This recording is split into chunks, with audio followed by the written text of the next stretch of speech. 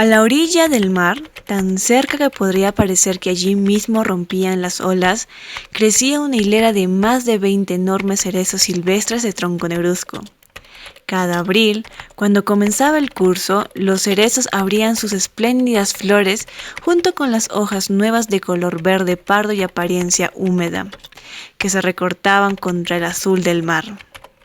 Después caían los pétalos como una tormenta de nieve, se esparcían sobre el agua, se quedaban flotando como pálidas incrustaciones en nácar y volvían a la arena.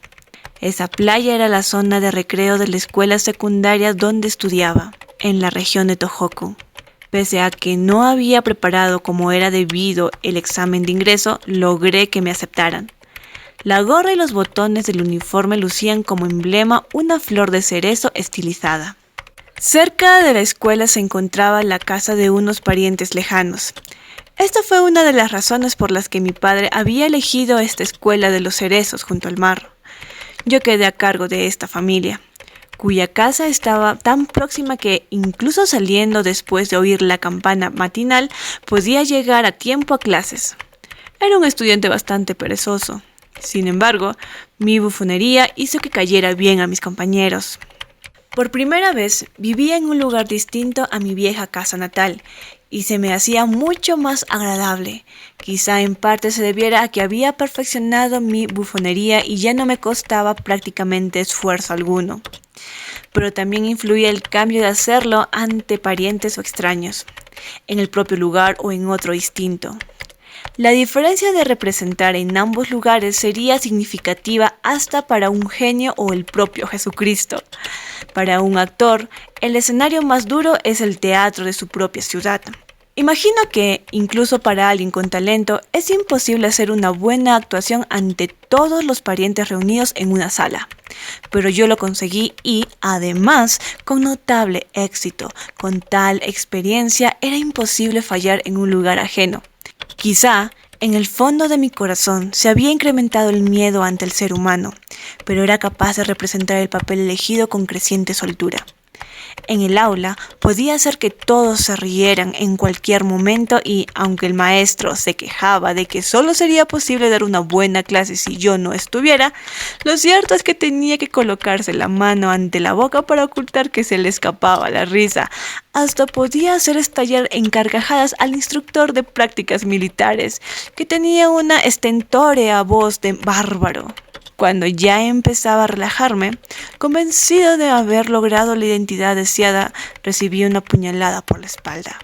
Como suele acontecer, el agresor era el más debilucho de la clase, de rostro pálido e hinchado y vestido con ropas tan holgadas como un antiguo cortesano, prueba irrefutable de que les había heredado de su padre o de algún hermano. Para redondear, era un desastre en todos los estudios y tan torpe en ejercicios militares o gimnasia que todos lo tenían casi por un perfecto idiota.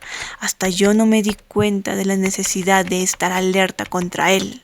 Cierto día, a la hora de gimnasia, ese muchacho, creo recordar que se llamaba Takechi, ese tal Takechi, estaba observando cómo hacíamos ejercicios en las barras, con la expresión de tratar de hacerlo lo mejor posible.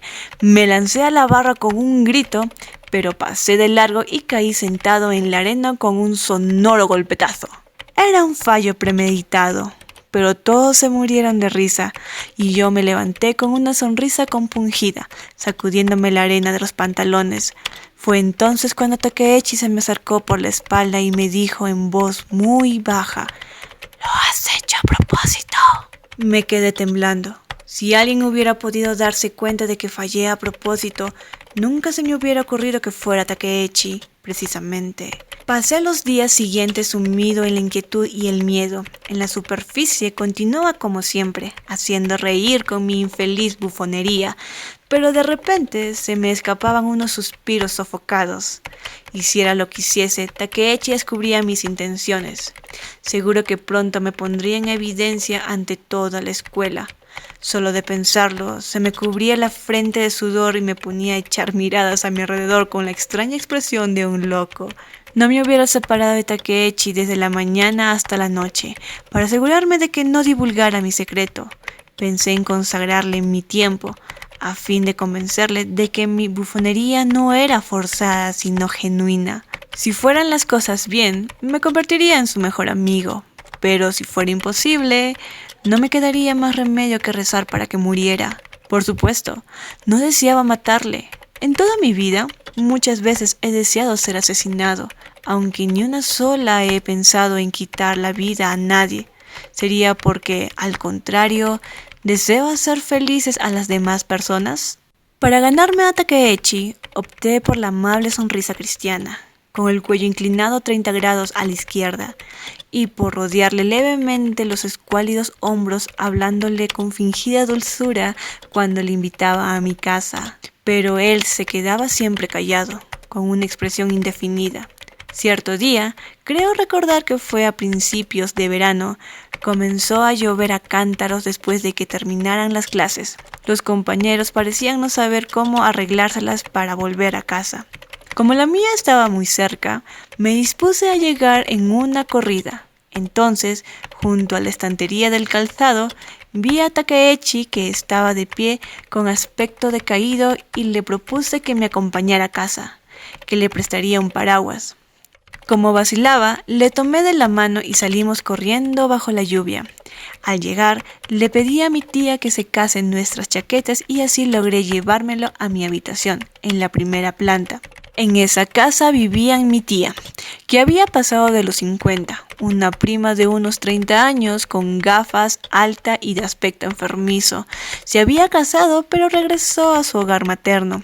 Y otra que había terminado la escuela secundaria poco tiempo atrás. No se parecía nada a su hermana, ya que era bajita y con un rostro redondo. En la planta baja de la casa había una pequeña papelería, que también vendía algunos artículos de deporte. Sin embargo, la fuente principal de ingresos de la familia eran las rentas de 6 viviendas que había dejado mi fallecido tío. ¡Me duelen los oídos!, dijo Takechi de pie en mi habitación. ¿Será porque te entró agua con la lluvia? Cuando eché una mirada, ambas orejas mostraban síntomas de una espantosa otorrea. Tenían tanto pus que parecía estar a punto de desbordarse por los lóbulos. ¡Qué barbaridad! ¡Con razón te duele!, exclamé exagerando a propósito, y añadí con palabras bondadosas como las de una mujer. Perdona que te haya arrastrado a venir bajo esa lluvia. Bajé para buscar algodón y alcohol, entonces acomodé la cabeza de Takechi sobre mis rodillas y le desinfecté los oídos con esmero. Ni él se dio cuenta de que todo era un montaje hipócrita. Seguro que muchas mujeres se enamorarán de ti, dijo con la cabeza en mi regazo. Fue un cumplido vacío, pero resultó una profecía diabólica, como nunca hubiera podido imaginar ese Takechi. Que se enamoraran de mí o que yo me enamorara de ellas. Qué impresión tan vulgar y burlesca me producían estas palabras. Mas, al mismo tiempo, cuánta complacencia. Por más solemne que fuera el momento, al parecer alguna de esas palabras se desmoronaban los templos de la melancolía y quedaba un sentimiento de vacío.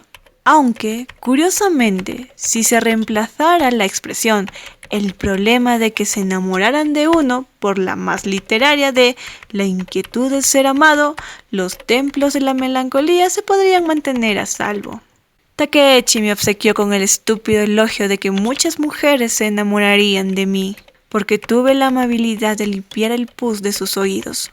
En ese momento me ruboricé y me limité a sonreír en silencio, aunque ya tenía una leve idea de que podría tener razón. Pero usar esa expresión causaba un efecto simplón de galancillo de teatro, muy distinto de mis premoniciones. A mí siempre me costó mucho menos entender a los hombres que a esa clase de ser humano llamado mujer. En mi casa, las mujeres siempre fueron más numerosas que los hombres. Lo mismo ocurría entre mis parientes cercanos, y también fue una mujer la sirvienta del delito. Cuando era pequeño solía jugar solo con niñas, pero no creo exagerar si digo que me relacionaba con ellas con la cautela de quien anda sobre una fina capa de hielo. No podía entenderlas, Andaba totalmente a oscuras en lo que a ella se refería y, a veces, como si hubiera pisado la cola de un tigre, terminaba con penosas heridas. Al contrario de lo que se sucede con las causadas por el látigo de un hombre. Esas heridas eran profundas y dolorosas, como si de una hemorragia interna se tratase, y resultaban muy difíciles de curar. Las mujeres me atraían hacia ellas, solo para dejarme tirado después. Cuando había gente delante me trataban con desprecio y frialdad, solo para abrazarme con pasión al quedarnos solos. También me di cuenta de que las mujeres duermen con tanta profundidad como si estuvieran muertas. Me pregunto si no viven para dormir. Estas y otras observaciones las hice siendo un niño, llegando a la conclusión de que parecen una raza totalmente distinta de los hombres. Y lo más raro es que estos seres incomprensibles, con los que hay que andarse con cuidado, siempre me han protegido. No he dicho enamorarse de mí o amarme. Esto está equivocado en absoluto. Quizás sea más exacto decir que me han protegido. Además, me siento más cómodo haciendo las bufonerías ante mujeres. Los hombres no van a reír mucho tiempo de mis representaciones. Sé que si con el entusiasmo del momento se me va la mano, la cosa terminará mal. Por eso, pongo extremo cuidado con parar en el punto justo. Pero las mujeres no conocen la moderación. Por más que prolonguen mi bufonería, me piden más y más hasta dejarme agotado. Hay que ver cómo se ríen. Está claro que las mujeres saben disfrutar de los placeres más que los hombres.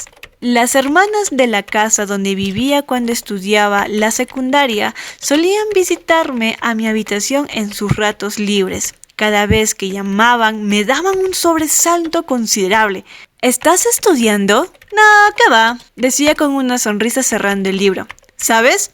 Hoy en la escuela, el maestro de geografía, apodado Combo, y me lanzaba a contar historias divertidas sin relación alguna con lo que tenía en la mente. Cierta noche, ambos vinieron a mi habitación y, después de hacerme representar mis bufonerías un buen rato, la menor me dijo: Yo-chan, pruébate las gafas. ¿Para qué? ¿Tanto da? Pruébatelas. Anda, toma las gafas de Anessa. Solían hablar con brusquedad como si dieran una orden. El bufón se puso dócilmente las gafas. Enseguida, las dos se comenzaron a morir de risa. ¡Pero si es igualito a Harold Lloyd! ¡Idéntico! En esa época, este actor extranjero tenía mucho éxito en Japón. Damas y caballeros, comencé levantándome y alzando una mano para saludar. Quisiera agradecer a mis admiradores japoneses. Las hermanas no pudieron contener las risas. A partir de ese día, siempre que llegaba una película de Harold Lloyd al cine local, la iba a ver y estudiaba en secreto sus expresiones. Una tarde de otoño, cuando estaba leyendo en la cama, Anessa entró veloz como un pájaro a mi habitación y se dejó caer llorando sobre el edredón. ¿Me vas a ayudar, verdad, Yo-chan? ¿A que sí? Nos marcharemos juntos de esta casa, ¿vale? Ayúdame, por favor, dijo con desespero poniéndose a llorar de nuevo. No era la primera vez que una mujer se mostraba así conmigo. Por eso, no me asusté ante las palabras exaltadas de Anessa. Más bien me aburrió su vacuidad y falta de sustancia. Me levanté, tomé un caqui de encima del escritorio, lo pelé y le di un pedazo. ¿No tienes algún libro interesante para prestarme?, dijo comiéndose el caqui entre sollozos. Saqué de mi estantería Soy un gato de Natsume Soseki. Gracias por el caqui, dijo sonriendo un poco avergonzada y salió de la habitación. No ha sido solo con Anessa. Comprender los sentimientos de cualquier mujer es más complicado y desagradable que estudiar las emociones de una lombriz. Según mi experiencia, que viene de cuando era niño, cuando una mujer se pone a llorar de repente, lo mejor es ofrecerle algún dulce y enseguida mejora su humor. Su hermana menor, Sei-chan, solía traer a sus amigas a mi habitación y, como era mi costumbre, me ocupaba de divertirlas a todas por igual. Cuando se marchaban, Sei-chan las criticaba sin falta diciendo que no eran buenas muchachas y que tuviera cuidado.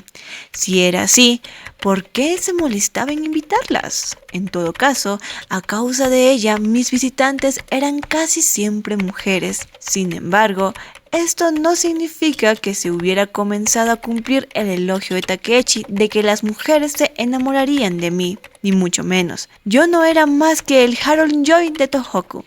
Las palabras ignorantes de Takeichi, esa profecía horrible, todavía tardarían bastantes años en cumplirse, tomando vida de una forma desafortunada. Takeichi me hizo otro regalo valioso. ¡Mira! ¡El retrato de un fantasma!, exclamó un día, mostrándome una lámina de colores al entrar en mi habitación. ¿Qué es esto?, pensé. En ese momento me estaba mostrando el camino de escape, como supe muchos años después. Ya conocía la imagen.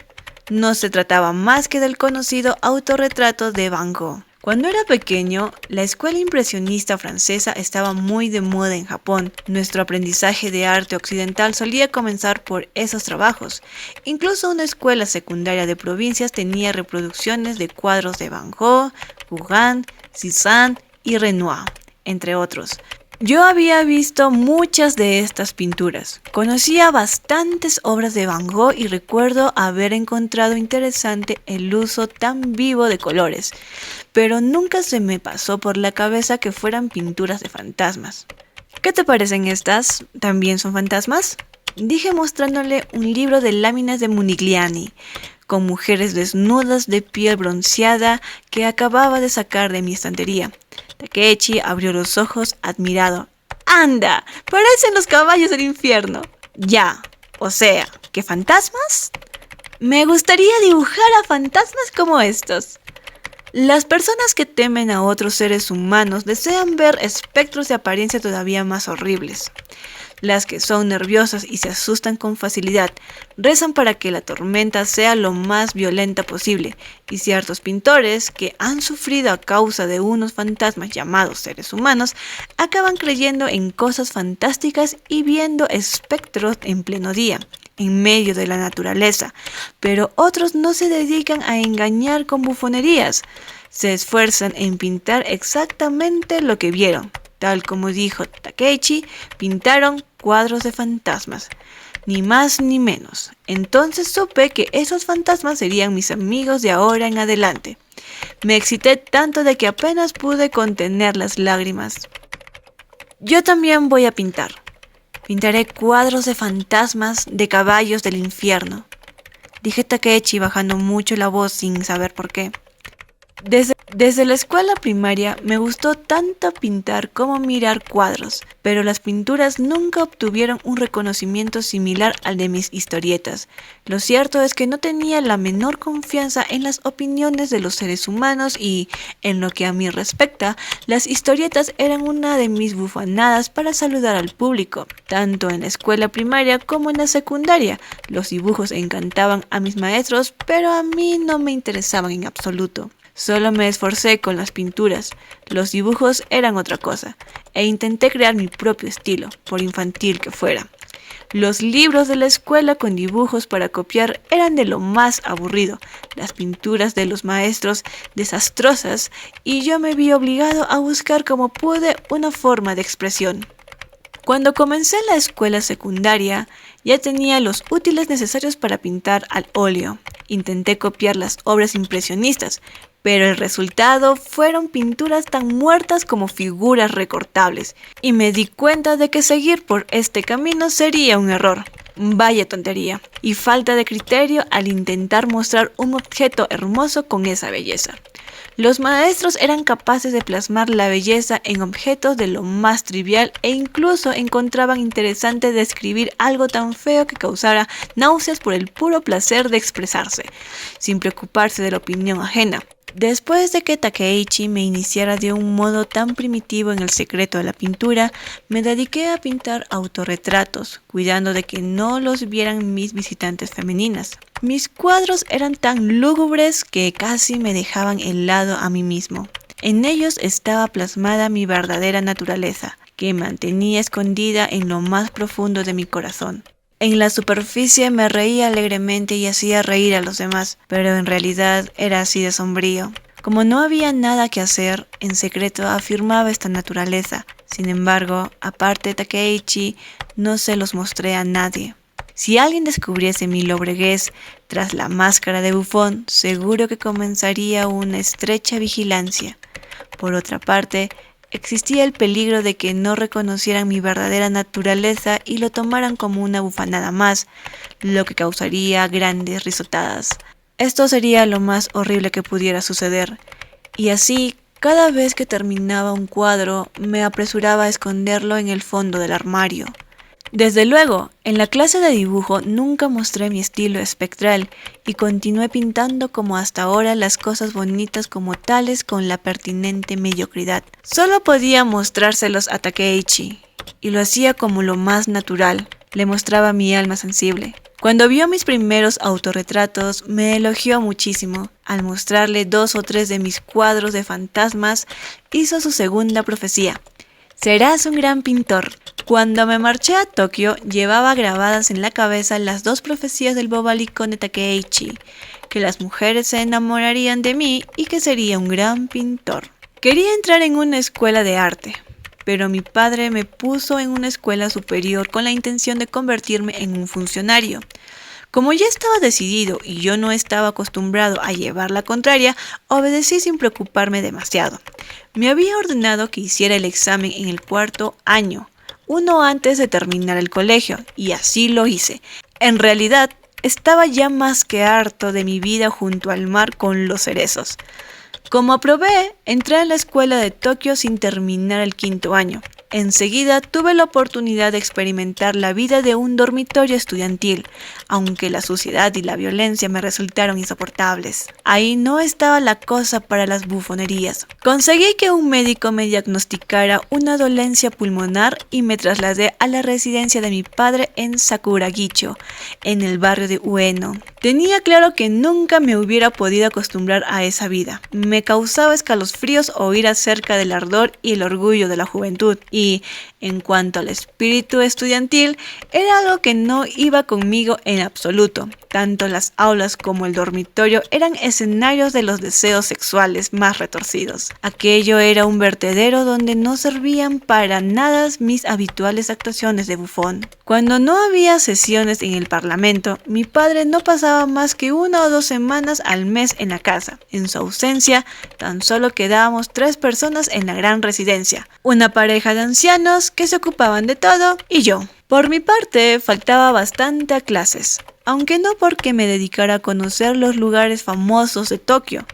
Parece que acabaré por no visitar nunca el santuario de Meiji, la estatua de Masashime Kusunoki o las tumbas de los 47 samuráis, sino que me pasaba el día entero en casa leyendo o pintando. Cuando mi padre estaba en Tokio, cada mañana me apresuraba en ir a la escuela, aunque a veces iba a una clase de pintura del maestro Shintaro Yasuda en Sendagicho del barrio de Hongo.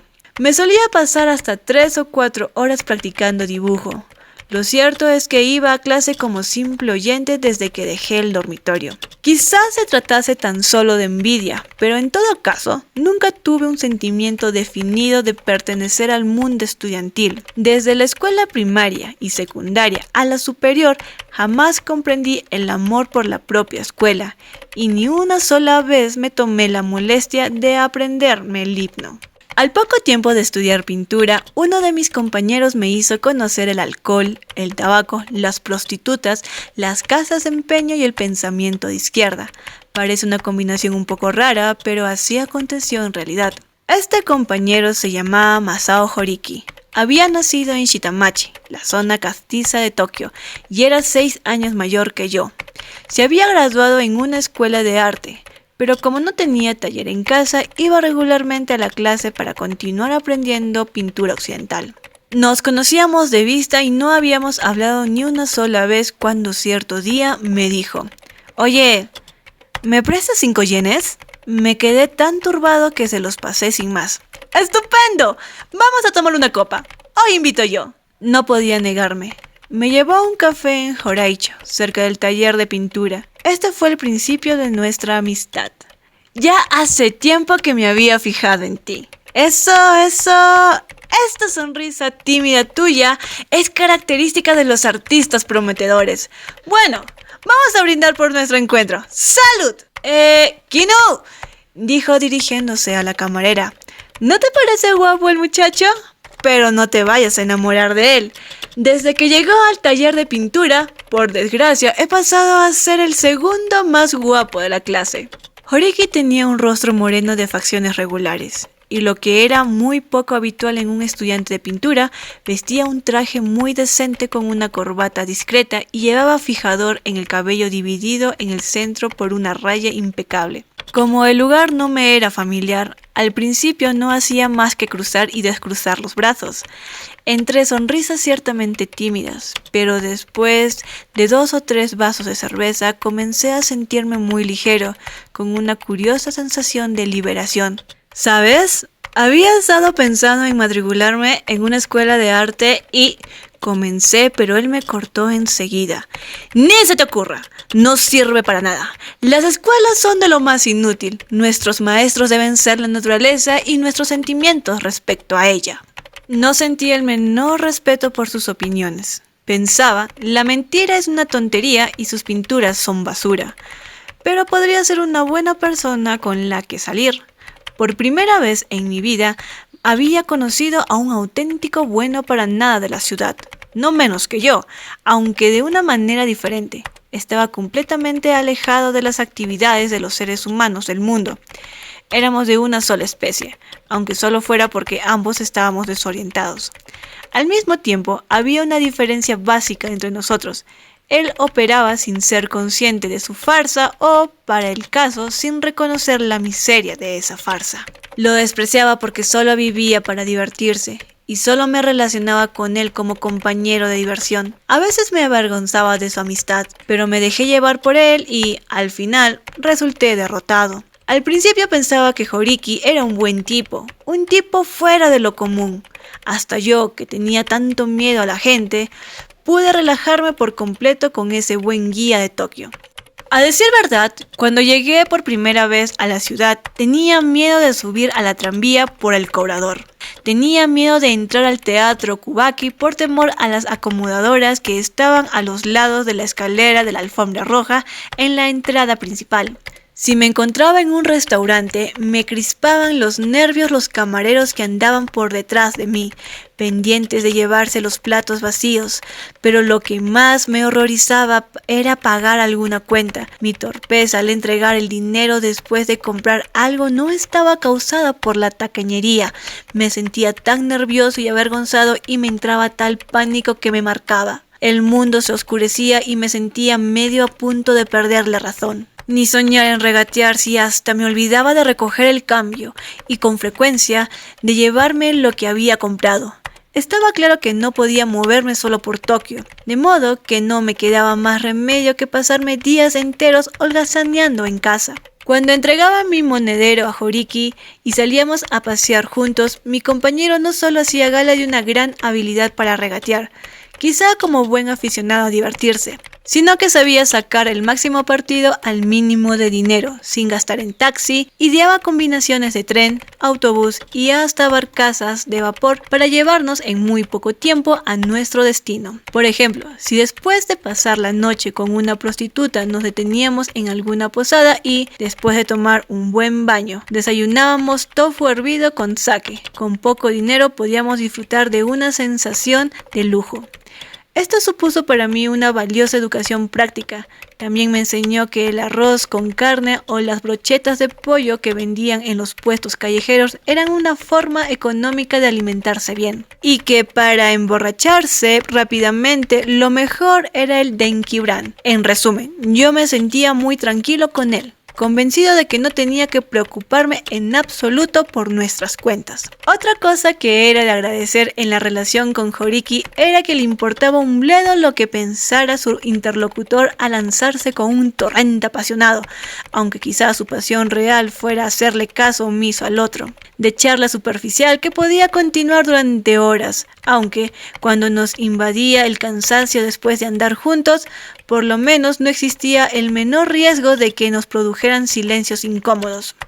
Cuando trataba con la gente, le tenía horror a esos silencios. Yo era callado por naturaleza, pero no me quedaba más remedio que recurrir al desesperado recurso de mis bufonerías. Ahora, el imbécil de Horiki había adoptado el papel de bufón sin darse cuenta, por lo que yo me limitaba a escucharlo en silencio y de vez en cuando decía «¡No puede ser!» riéndome. Pronto comprendí que el alcohol, el tabaco y las prostitutas eran un método excelente para liberarme del miedo a los seres humanos, aunque fuese por un momento. Y llegué a la conclusión de que para conseguir esos momentos valdría la pena vender hasta la última de mis posesiones.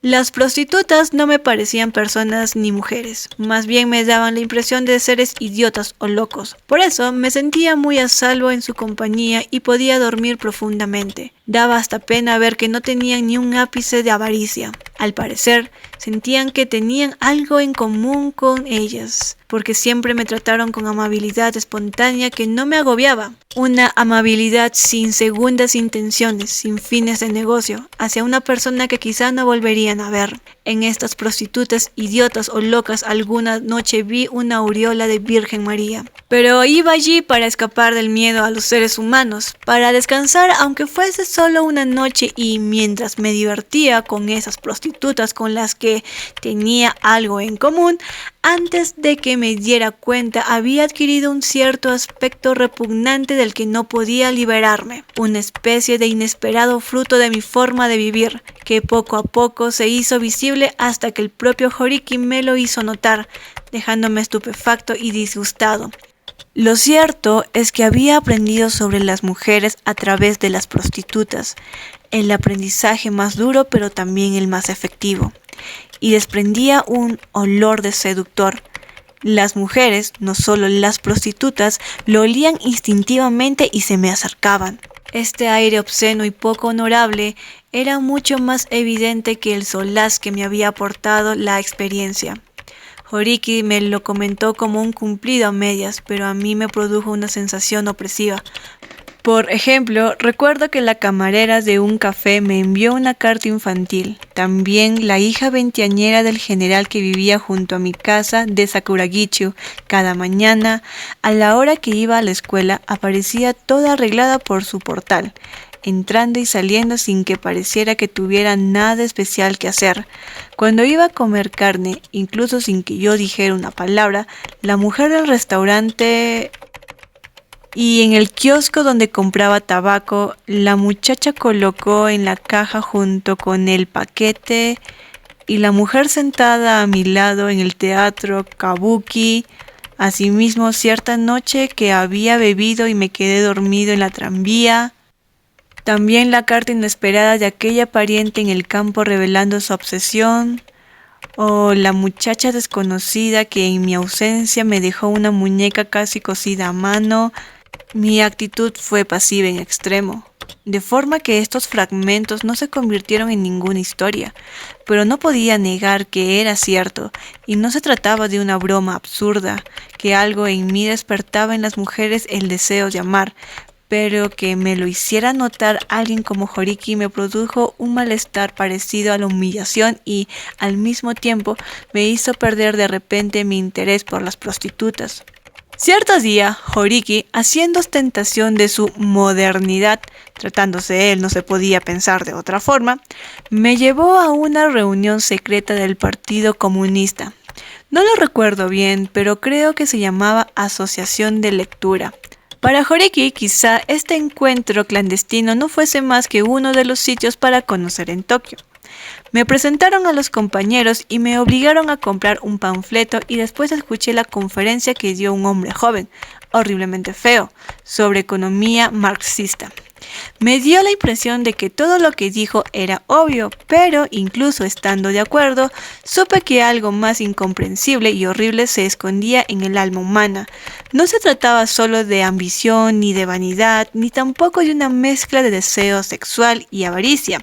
No lo entendía ni yo mismo, pero sentía que la sociedad humana no era solo economía, sino que en el fondo acechaba algo misterioso. Esto me atemorizaba, pero aprobaba el materialismo con la misma naturalidad que el agua se nivela. Aunque éste no me podía librar de mi temor por el ser humano y no me producía la esperanzada alegría de una persona ante la vista de las hojas que acababan de brotar. Incluso así, continué participando en las reuniones en las que los compañeros, con expresiones graves, discutían teorías tan elementales como que 1 más 1 son 2. Me parecían ridículos a más no poder, de modo que me esforcé en hacer algunas de mis habituales bufanadas para que se relajasen un poco. Poco a poco logré librarlas de su ambiente opresivo y me acabé convirtiendo en un miembro tan popular que me llegaron a considerar imprescindible. Quizá en su simplicidad creían que yo era tan simple como ellos, un compañero optimista y alegre, pero si así lo pensaban les estaba engañando por completo. Para empezar, yo no era su compañero. Sin embargo, no faltaba en ninguna reunión y les obsequiaba con mi bufonería. Lo hacía porque me caían bien, me eran simpáticos, pero esto no suponía que sintiera por ellos un afecto nacido a través de Marx. La irracionalidad me producía un cierto placer. Mejor dicho, me hacía sentir cómodo. El seguir las normas establecidas me parecía mucho más temible. Me parecía que había en eso algo tremendamente poderoso. Era un mecanismo incomprensible. No podía continuar sentado en esa habitación fría y sin ventanas.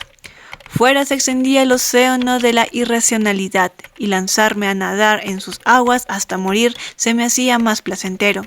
Existe la palabra marginados, que denota a los infelices, a los fracasados y a los descarriados en la sociedad humana, pero yo creo que lo soy desde el momento en que nací. Por eso, cuando me cruzo con alguien calificado de marginado, de inmediato siento afecto por él. Un afecto que llena todo mi cuerpo de una emoción de ternura. También existe el término conciencia de delincuente. Al estar en la sociedad humana, toda la vida he sufrido de esta conciencia, pero ha sido mi fiel compañera, como una esposa en tiempos de pobreza, y ambos hemos compartido nuestras miserables diversiones. Puede que esta haya sido mi actitud en la vida. Asimismo, la gente habla del sentimiento de culpabilidad.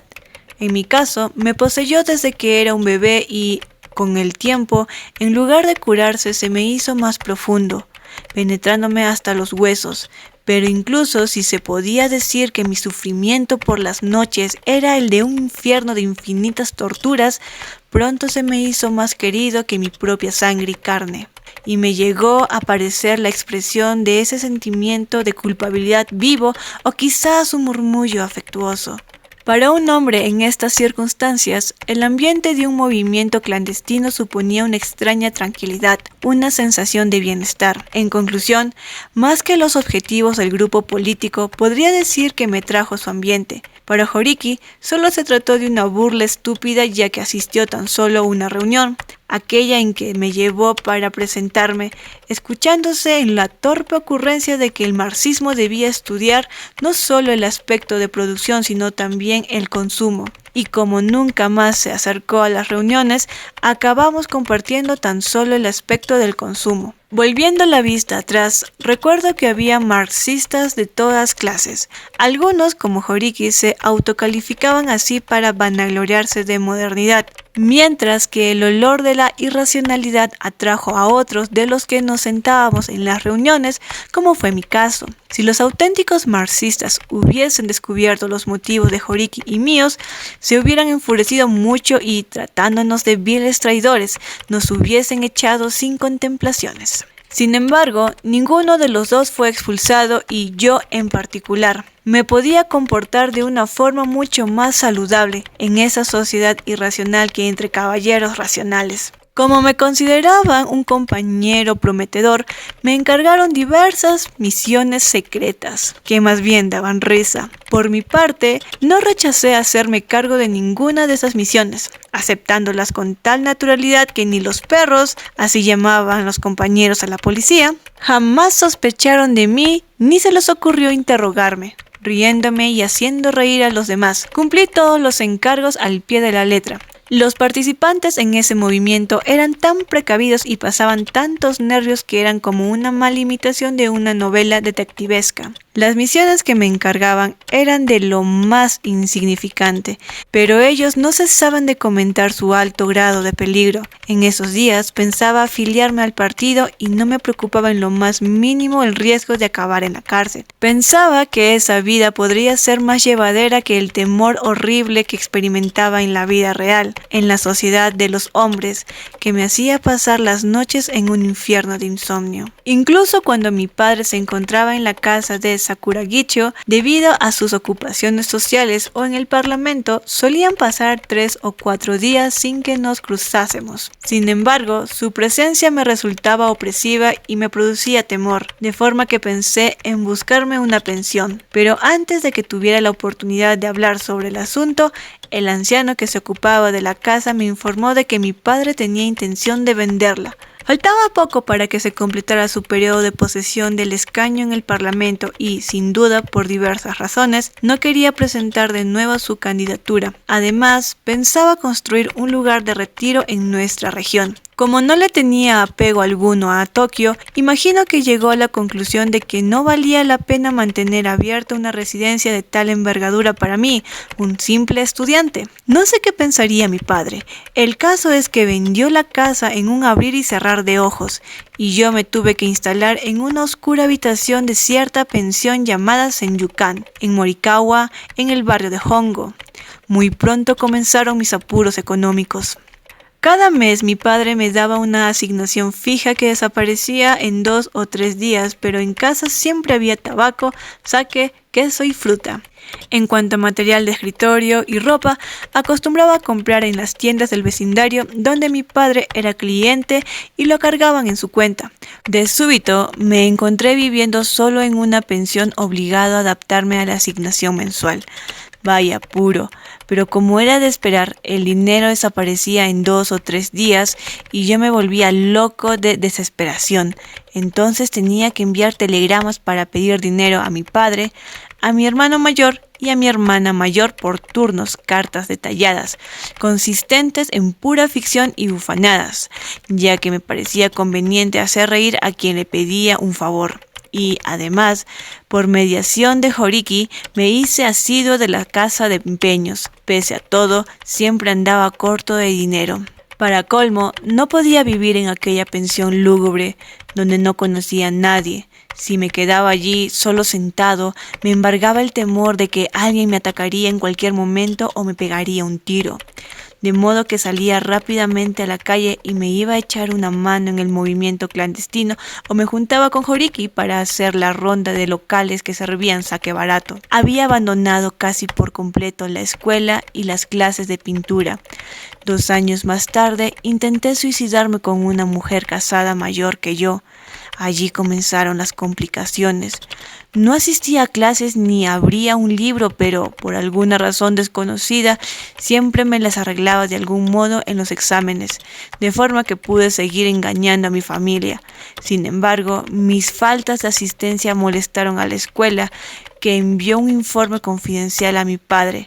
Entonces, en lugar de mi padre, mi hermano más mayor me escribió una carta de amonestación muy larga y severa. Pero a mí lo que me atormentaba era el dinero, además de las muchas misiones difíciles que me estaba encargando el grupo clandestino, hasta el punto de que ya no me las podía tomar medio en broma. Me habían nombrado líder del movimiento estudiantil marxista de los distritos centrales de Tokio, Hongo, Koishikawa, Shiraya y Kanda, y debía correr de un lado a otro para establecer contactos. Y, habiendo oído sobre la posibilidad de un levantamiento armado, llevaba en el bolsillo del impermeable una pequeña navaja.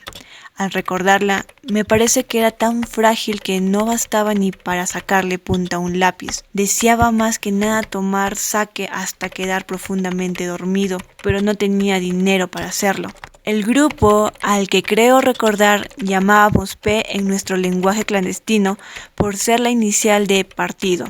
Me encargaba tantas tareas que no tenía tiempo ni de tomar un respiro, lo que resultaba un verdadero exceso para mi constitución física enfermiza. Al principio ayudaba porque me fascinaba su irracionalidad, pero mi situación era una consecuencia imprevista de mi broma. Cuando estaba agobiado de trabajo, sin poder reprimir mi irritación, me daban ganas de decirle a la gente del P que yo no tenía nada que ver con todo eso y que se lo pidiesen a uno de los suyos. Decidí escapar, pero como no me parecía bien, opté por matarme. En aquel entonces, 3 mujeres estaban particularmente interesadas por mí. Una de ellas era la hija del dueño de la pensión donde me alojaba.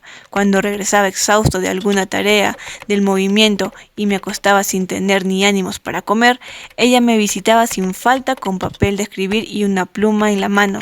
Con permiso. Abajo mis hermanos pequeños hacen mucho ruido y no me puedo concentrar, decía sentándose a mi escritorio, donde se pasaba 1 hora o más escribiendo. Podría haberle hecho caso omiso y dormirme, pero era evidente que la muchacha esperaba que le hablase, de modo que, manifestándose mi habitual costumbre de hacer un servicio y a pesar de no tener el menor deseo de conversación, me acostaba boca abajo y encendía un cigarrillo. ¿Sabes? Hay hombres que calientan el agua del baño con las cartas de amor que les envían las mujeres, comencé. ¡Qué horror! ¿Te refieres a ti mismo, verdad? Bueno, calenté la leche y me la tomé. ¡Qué horror para ella! Que te la tomaras. Pensando que porque no se marchaba de una vez, imaginé que su carta estaría llena de letras sueltas sin sentido. Anda, muéstramela. Le pedí, aunque en realidad no me interesaba verle ni aunque me fuera la vida en ello. Mientras decía, ¡ay no! ¡Ay no! Su expresión satisfecha era tan horripilante que acabó con cualquier posible interés. Entonces se me ocurrió que le podía hacer un encargo. Perdona, ¿te podrías acercar a la farmacia en la calle de la estación para comprarme un frasco de calmotín? Estoy agotado, con la cara ardiendo y no voy a conseguir dormirme. ¿Serías tan amable? En cuanto al dinero... Por eso, no te preocupes. Se levantó contenta. No hay que andarse con remilgos en encargar algo a una mujer. Al contrario, sé muy bien por experiencia que les encanta que un hombre les pida alguna cosa. La otra mujer era una compañera que estudiaba para maestra. Con ella, quisiera o no, por el asunto de la militancia tenía que encontrarme cada día. Después de las reuniones, esa mujer siempre se me pegaba y además me traía regalos. «¿Quiero que me consideres como tu hermana mayor?», me decía. Yo le respondía, «Desde luego», con una leve sonrisa temblando entero. Me daba miedo causar su enojo, de modo que hacía lo posible para disimular, pero cada vez tuve que complacer más a esa desagradable y fea mujer. Aceptaba sus regalos, todos de pésimo gusto, de los que me libraba pasándoselos al viejo del puesto de yakitori y a otra gente, con expresión contenta, y le hacía alguna broma para que se riese. Cierta noche de verano, como no había forma de sacármela de encima, le di un beso. Entonces ella, excitada de un modo vergonzoso, llamó un taxi y me llevó a la habitación que el movimiento alquilaba en secreto.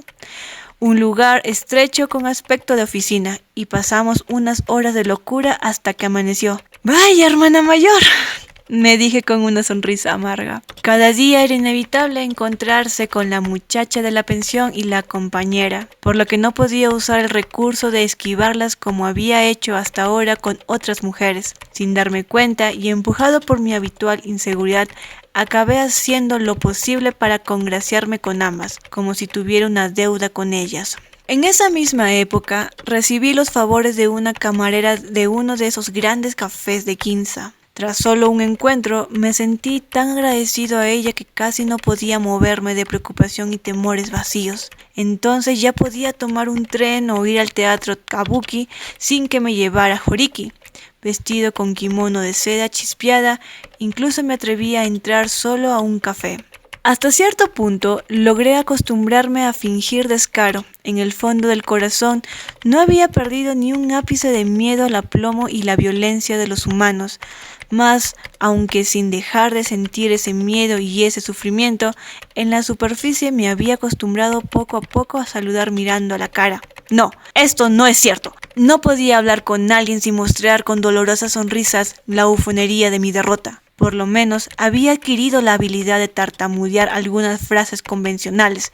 ¿Sería como resultado de mis actividades en el grupo clandestino o gracias a las mujeres, quizás al alcohol? Pero me parece que, sobre todo, se debió a la falta de dinero. Fuera donde fuese, me perseguía esa sensación de temor. Se me ocurrió que si entrase en alguno de los grandes cafés abarrotados de clientes bebidos, camareras y mozos, mezclándose con ellos mi corazón perseguido sin tregua podría tranquilizarse. De modo que me metí en un gran café del elegante barrio de Ginza con solo 10 yenes en el bolsillo. «Te advierto que solo llevo 10 yenes», le dije a la camarera que se me acercó. «No te preocupes», repuso con acento de Kansai. A mí, que estaba temblando de miedo, estas palabras me calmaron de una forma extraña, y no era porque ya no debía preocuparme por el dinero. Me dio la impresión de que estando junto a ella no había nada que temer. Mientras tomaba sake, me sentía tan relajado que ni tenía que representar mis bufonerías. Bebiendo en silencio, no ocultaba mi verdadero carácter, callado y sombrío. «¿Te apetece?», preguntó sirviéndome algunos aperitivos. Yo negué con la cabeza. «¿Solo sake? Entonces yo también tomaré». Era una noche fría de otoño, tal como me había propuesto Tsuneko. Creo que así se llamaba, aunque mis recuerdos son vagos y no puedo estar seguro. Soy capaz hasta de olvidar el nombre de alguien con quien hice un pacto de suicidio. La esperé en un puesto callejero de sushi. Ese sushi era malísimo. Es curioso que, aunque puedo olvidar el nombre de ella, recuerdo a la perfección lo repugnante que era el sushi, así como el rostro del hombre que lo preparaba, parecido al de una serpiente audaisho y con el cabello cortado al rape. El viejo no hacía más que volverse de acá para allá, intentando dar la engañosa impresión de la destreza en la preparación del sushi. Me parece verlo ahora mismo. Años después, en unas 3 ocasiones, vi en el tren un rostro que me resultaba familiar y, después de romperme la cabeza, llegué a la conclusión de que parecía al hombre del puesto de sushi y sonreía amargamente. Mientras que me cuesta recordar el nombre y el rostro de aquella mujer, recuerdo tan bien el hombre del puesto de sushi que lo podría dibujar. Sin duda, esto demuestra lo horrible que era ese sushi, que me enfrió el cuerpo y me llenó de malestar. Incluso las veces que alguien me ha llevado a un buen restaurante de sushi, nunca he comido realmente a gusto. Mientras la esperaba, me decía que la bola de arroz era demasiado gruesa. ¿Por qué no la hacía más o menos el tamaño de la medida del pulgar? Tsuneko tenía alquilada una habitación en la primera planta de la casa de un carpintero. Allí me encontraba tomando té, tendido en el suelo de tatami, con la mejilla apoyada en la palma de la mano como si me doliera una muela y sin disimular en lo más mínimo mi sombrío estado de ánimo. Parecía que a ella no le disgustaba mi actitud.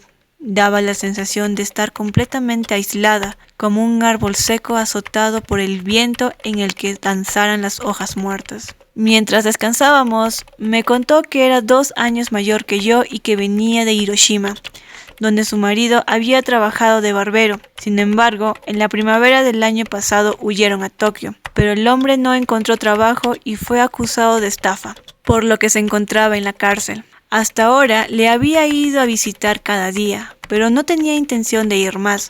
Me contó esto entre otras cosas, aunque no presté demasiada atención porque las mujeres me aburren cuando comienzan a hablar sobre sí mismas. No sé si será debido a su poca habilidad al expresarse, a que no aciertan a dar énfasis en el punto debido o a cualquier otra razón. La cuestión es que siempre he hecho oídos sordos a esas historias. Más que 1000 de esas palabras que dicen las mujeres, si alguien me susurrase ¡qué tristeza!, seguro que pronto me solidarizaría con sus sentimientos. Pero, hasta ahora, ninguna mujer ha pronunciado ante mí estas simples palabras, lo que me parece muy extraño. Aunque esa mujer no dijo qué tristeza, su cuerpo estaba envuelto en una profunda tristeza silenciosa, una corriente de miseria de unos 3 centímetros que circulaba sobre ella. Al acercarme a ella, mi cuerpo quedaba también envuelto en esa corriente, mezclándose con la de mi punzante melancolía, como una hoja muerta que se pudre en el fondo del agua. Por fin me había librado del miedo y la angustia. Era muy diferente a dormir tranquilamente en los brazos de aquellas prostitutas idiotas. Ellas eran alegres. La noche que pasé con la esposa de aquel delincuente acusado de estafa fue muy feliz y liberadora. Imagino que no volveré a usar en estos cuadernos unas palabras tan decididas y sin vacilación, pero solo duró una noche. Al abrir los ojos por la mañana, me levanté de un salto y volví a ser el bufón superficial de siempre. Los cobardes temen hasta la felicidad. Pueden herirse incluso con el algodón. A veces, hasta la felicidad les hiere. Antes de resultar herido, me apresuré a separarme de ella, utilizando las bufonerías como una cortina de humo. Aquello de que el fin del dinero es el fin del amor puede interpretarse al revés. No significa que cuando se termine el dinero la mujer abandone al hombre. Cuando se queda sin dinero, el hombre se siente al fondo del abismo, sin el menor ánimo de reír, hundido en el pesimismo, y es el quien termina abandonando a la mujer. El hombre se vuelve medio loco y no para de dar sacudidas hasta que se libera de ella. Podrás encontrar la explicación del proverbio en el diccionario Kanazawa.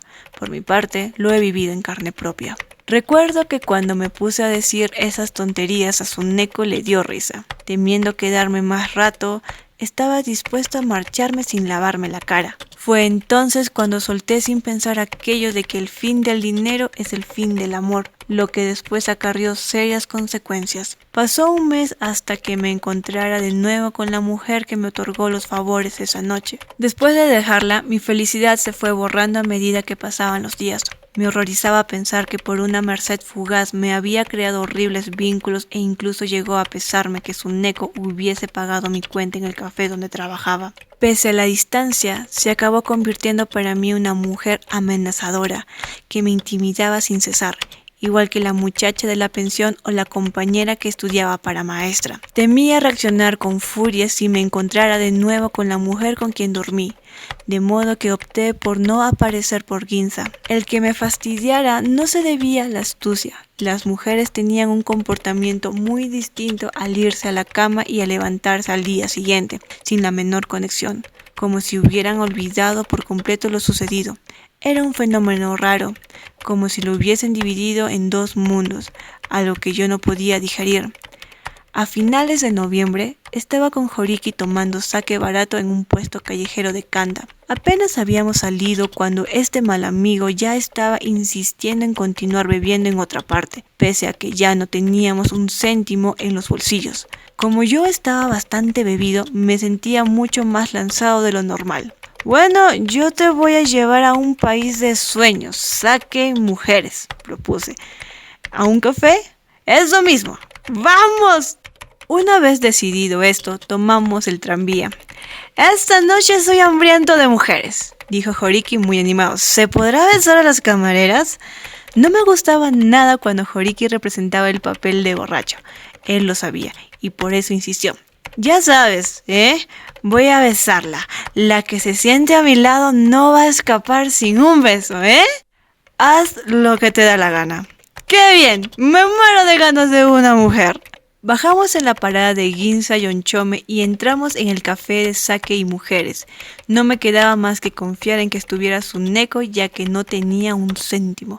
Nos sentamos en un reservado vacío y pronto se acercaron apresuradas Tsuneko y otras camareras. Una de ellas se sentó a mi lado y Tsuneko se dejó caer junto a Horiki. Me dio un sobresalto. Pronto la besaría. No es que tuviera celos. Nunca fui posesivo. Es cierto que a veces he sentido pena al perder algo, pero nunca lo suficiente como para enfrentarme a los demás por este motivo. Hasta el punto de que años después vi cómo violaban a mi esposa sin hacer nada para evitarlo. No quiero inmiscuirme en la desavenencia entre los seres humanos. Tengo miedo a caer en ese remolino. La relación entre Tsuneko y yo fue solo una noche. No era mía. No sería posible sentir celos por ella. pero aún así tuve un sobresalto. Me daba pena que Tsuneko tuviera que soportar los besos violentos de Horiki delante de mis ojos. Una vez mancillada por Horiki, no podría seguir conmigo, pero mi voluntad no era tan fuerte como para retenerla. Se iba a terminar todo. Ante la infelicidad de Tsuneko, solo pude suspirar. Pero al momento siguiente me resigné dejándome llevar por el flujo de los acontecimientos y, mirando ahora a Horiki, ahora a Tsuneko, sonreí como un bobo. Sin embargo, inesperadamente la situación tomó un mal rumbo. ¡Se acabó!, exclamó Horiki con una mueca. Si alguien como yo puede hacer eso a una mujer tan miserable. Hablando entre dientes y con los brazos cruzados, me dirigí a Tsuneko. Quiero beber sake, pero no tengo dinero. Quería ahogarme en sake. A la vista de la gente, Tsuneko era infeliz, con olor a pobreza, que no valía ni para el beso de un borracho. De repente, esto me golpeó como un rayo. Aquella noche bebí como nunca lo había hecho, y cada vez que mis ojos se encontraban con los de Tsuneko, intercambiábamos tristes sonrisas. Mientras pensaba que era una mujer exhausta de aspecto pobre, nació en mí una solidaridad por esa compañera en la pobreza. Incluso ahora pienso que los enfrentamientos entre pobres y ricos es un tema que parece caduco, pero siempre formará parte de las tragedias. Empezó a brotar en mi interior la compasión por Tsuneko y, junto a ella, un tenue sentimiento de amor. Vomité. No sabía ni dónde estaba. Fue la primera vez que perdí totalmente el sentido por los efectos de la bebida. Cuando abrí los ojos, Tsuneko estaba sentada a mi cabecera. Al parecer había dormido en su habitación, en la primera planta de la casa del carpintero. El fin del dinero es el fin del amor. Pensé que lo decías en broma, ¿pero lo piensas en serio? Como no viniste nunca más... ¡Qué historias más complicadas! Puedo trabajar para los dos. ¿Qué te parece? Ni hablar. Entonces ella se acostó a mi lado. Hacia el amanecer surgió de sus labios y por primera vez la palabra muerte. Tsuneko también parecía exhausta de existir como un ser humano. Por mi parte, pensando en mi temor por el mundo y sus complicaciones, el grupo clandestino, las mujeres, los estudios, parecía imposible seguir viviendo, y así acepté su propuesta. Pero entonces todavía no estaba resignado a morir. En mi respuesta se ocultaba un cierto afán de aventura. Pasamos la mañana paseando por Asakusa. Entramos en una cafetería y tomamos un vaso de leche. «Esta vez pagas tú», dijo Tsuneko. Cuando me levanté a pagar y abrí el monedero, solo había 3 miserables monedas de cobre. Más que vergüenza, sentí horror. En el acto me vino a la mente que en la habitación de la pensión solo me quedaba el uniforme de la escuela y la ropa de cama. Ya no tenía nada más que pudiera ser empeñado en ese cuarto desolado. Solo tenía lo que llevaba puesto, el kimono de seda chispeada y el abrigo. Supe con toda claridad que no podía seguir viviendo. Mientras me encontraba allí sin saber qué hacer, la mujer echó una ojeada a mi monedero. ¿No tienes más que esto?, dijo con inocencia, pero yo sentí una punzada dolorosa que solo podía causarme la voz de la primera mujer que amaba. «Solo esto. No tienes más que esto. Pero si 3 cents de cobre no puede llamarse dinero». Sentí una rara humillación, nunca experimentada hasta ahora. Una humillación que no me permitía seguir viviendo. Sería porque, al fin y al cabo, en aquel entonces aún no me había liberado de la identidad de hijo de familia adinerada. Entonces tomé la determinación real de quitarme la vida. Esa noche nos lanzamos al mar de Kamakura. Tsuneko se desató la faja del kimono, diciendo que la había tomado prestada de una compañera de trabajo, y la dejó doblada sobre una roca. Yo me saqué el abrigo y la coloqué en el mismo lugar. Entonces entramos al agua. Ella murió y yo fracasé en el intento. Como yo era solo un estudiante y además el nombre de mi padre tenía interés informativo, la prensa local organizó un alboroto con el incidente. Me ingresaron en un hospital junto a la costa y uno de mis parientes se desplazó para ocuparse de las gestiones necesarias. Antes de marcharse, me dijo que mi familia se había enfurecido tanto que incluso me podían desheredar, pero a mí esto no me importaba. Sentía tanta nostalgia por su Neko que no podía parar de llorar. Hasta hoy, nunca quise a nadie más que a la miserable Suneko. La muchacha de la pensión me envió una larga carta que incluía unos 50 poemas breves tanka. Sí, 50, y todos comenzaban con el verso «Vive por mí».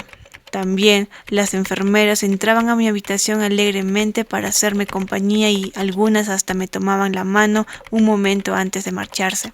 Me favoreció mucho que en el hospital me diagnosticaran que tenía una dolencia en el pulmón derecho porque la policía me trató como un enfermo y no como un delincuente. Cuando me fueron a buscar para interrogarme por intento de suicidio, me colocaron en una celda especial. A altas horas de la noche, el policía de guardia, ya entrado en años, entreabrió la puerta y me llamó. Tú, ven para acá a calentarte un poco, dijo. Con la cabeza gacha, fingiendo desaliento, me senté en una silla y acerqué las manos al brasero. Ya veo, echas de menos a la mujer que murió, ¿verdad? Sí, repuse con voz apagada. Eso podría decirse que es parte de la naturaleza humana, afirmó. Poco a poco se había puesto a darse importancia. ¿Cómo empezaste a salir con esa mujer? Su tono ya era casi como el de un juez, tan presuntuoso que había hecho cuanto me preguntó, tomándome por un niño y quizá con la idea de entretenerse en aquella noche de otoño. Se comportaba como si fuese el responsable de la investigación para hacerme confesar alguna historia obscena. Enseguida me di cuenta y tuve que esforzarme por no soltar una risotada en su propia cara. Sabía que no tenía ninguna obligación de responder a estas preguntas del policía, ajenas a la investigación oficial, pero a fin de hacer más llevadera la larga noche otoñal, adopté una actitud dócil, como si en realidad creyese por completo que el policía fuese el responsable de la investigación y de él dependiera que recibiera una sentencia más o menos severa. De modo que hice una declaración a mi antojo para dejarlo contento. Ya entendí más o menos de lo que se trata. Incluso nosotros tenemos en consideración cuando alguien es sincero. Muchas gracias. Espero que así sea. Mi representación fue de una habilidad divina, aunque no sirvió absolutamente de nada. Así que amaneció, me llamó el jefe de la policía para comenzar la investigación de verdad. Enseguida que abrí la puerta y entré en su oficina dijo: Vaya, vaya, qué guapo, dirigiéndose a mí. La culpa no es tuya, sino de la madre que te hizo así. El jefe de policía era todavía joven, de tez algo oscura y con un aspecto de haber estudiado. Al decirme esto, de repente me hizo sentir como una persona deformada, como si tuviera una marca de nacimiento en pleno rostro. La investigación del oficial, que parecía que él practicaba judo o kendo, a juzgar por su físico, fue simple y precisa, distinta como el día y la noche de la que me hizo la víspera ese policía entrado en años, furtiva y en busca de aspectos obscenos. Cuando terminó el interrogatorio, el jefe de policía se puso a llenar un formulario para enviarlo a la fiscalía. No debes descuidar la salud. Has escupido sangre, ¿no? Por la mañana había tenido una tos muy rara, y cada vez que tosía me cubría la boca con un pañuelo que tenía rastros de sangre. Pero en realidad no había salido de mi garganta, sino de un grano bajo la oreja que me había reventado la víspera. Pensé que me convenía más no aclarar la verdad. Sí, repuse con los ojos bajos haciéndome el bueno. No sé si serás procesado, porque esto depende del fiscal, dijo cuando acabó de rellenar los documentos. Pero sería mejor que llamases por teléfono o pusieras un telegrama para que venga alguien que te sirva de avalador. ¿Tienes a alguien, no? Me acordé de un hombre llamado Shibuta, un anciano que solía visitar a mi padre. Era soltero, rechoncho, de unos 40 años y me había avalado para el ingreso en la escuela. Su rostro en particular, cerca de los ojos, tenía el aspecto de un lenguado. Por eso mi padre solía llamarle el lenguado, y yo también me acostumbré a ese apodo. Busqué su número en el anuario telefónico que me prestaron en la policía. Lo llamé y le pedí que fuera a la oficina de la policía de Yokohama. El lenguado se mostró tan arrogante que parecía otro, pero terminó por aceptar. ¡Que alguien desinfecte este teléfono inmediatamente! Ha escupido sangre, dijo el jefe de policía con voz potente, que llegó con claridad hasta mis oídos ya que estaba sentado en la celda. Después del mediodía, me ataron las muñecas con una cuerda fina de esparto. Aunque permitieron que ocultara las manos bajo el abrigo y un joven policía sujetó el extremo de la cuerda con firmeza, ambos tomamos el tren hacia Yokohama. Lo acontecido no me molestó en absoluto, ni la celda de la estación policial, ni el agente entrado en años. ¿Por qué sería? Cuando me ataron como un delincuente, me sentía aliviado, de lo más tranquilo. Ahora, al escribir esto, recuerdo que me sentía muy bien, incluso alegre, pero entre los recuerdos agradables de esa ocasión, nunca olvidaré en la vida una lamentable metedura de pata, que incluso hoy me produce sudores fríos. Me encontraba en una oficina oscura, respondiendo a un interrogatorio simple del fiscal. Era un hombre tranquilo, de unos 40 años. Si en mi caso se me pudiera calificar de guapo, sería una belleza obscena, mientras que la suya era honrada y emanaba una tranquila sagacidad. Parecía tan sencillo y directo que bajé la guardia por completo. Estaba contando mi historia con desgana cuando de repente tuve otro ataque de tos. Saqué mi pañuelo, las manchas de sangre me llamaron la atención y con un innoble oportunismo pensé que esta tos también podría ser útil. Tosí de nuevo para darle un extra, exagerados para buena medida, y mi boca todavía cubierta por el pañuelo, miré la cara del fiscal de distrito. Al instante, preguntó con su sonrisa tranquila: ¿esa tos fue real? Solo de recordarlo me produce mucho más que un sudor frío. No puedo evitar el revolverme de inquietud. Si dijera que fuese más chocante que cuando aquel idiota Takeichi de la escuela secundaria me aguijoneó la espalda con un dedo y diciendo «lo has hecho a propósito», me hizo caer en los infiernos, no sería ninguna exageración. Estas dos representaciones fueron los peores fracasos de toda mi existencia. A veces incluso pienso que hubiese sido preferible ser condenado a 10 años de cárcel que sufrir el tranquilo desprecio del fiscal. Anularon mi acusación, pero esto no me produjo la menor alegría. Me quedé sentado en un banco de la sala de espera de la oficina del fiscal y me quedé esperando a que viniese a buscarme el lenguado. A través de los altos ventanales situados detrás del banco, se veía el cielo rojizo del atardecer. Las gaviotas volaban dibujando en el cielo una curva que parecía una silueta femenina.